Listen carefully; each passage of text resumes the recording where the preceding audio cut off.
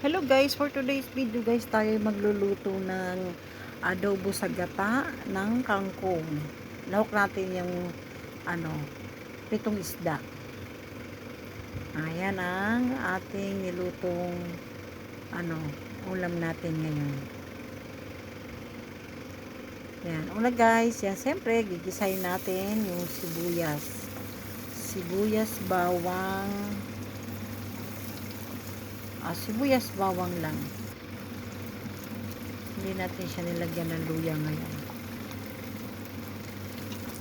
Ayan, mekos-mekos natin. Sangkot siya natin ng konti ang pinarito natin isda.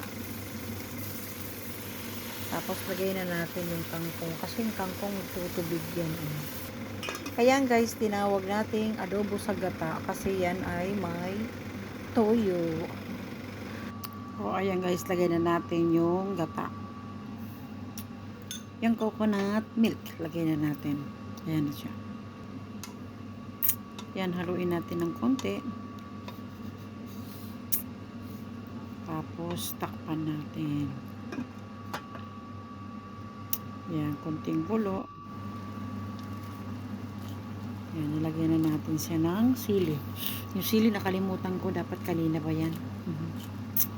Pero okay lang. Mas okay naman ngayon ganyan eh. Yan, halo ng konti.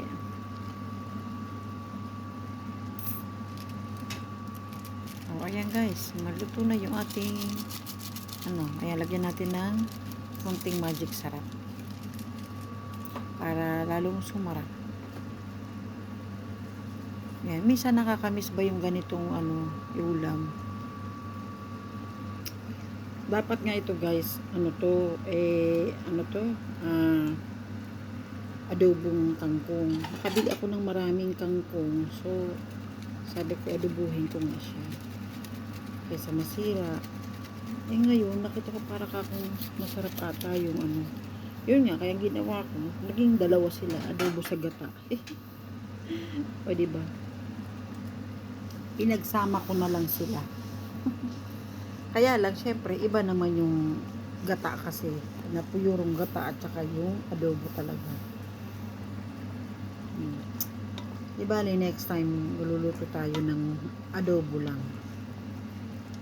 Kasi parang masarap tong prito sa gata eh. Ganyan, tapos may gulay. So, ayan na siya guys. Yung adobo sa gata, pinagsama natin ingat po kayo. Pinagsama yung adobo at saka yung gata para may sama. So ayan na guys, luto na siya. Yan, tayo kakain na. Ayan, ito kailangan ng kanin.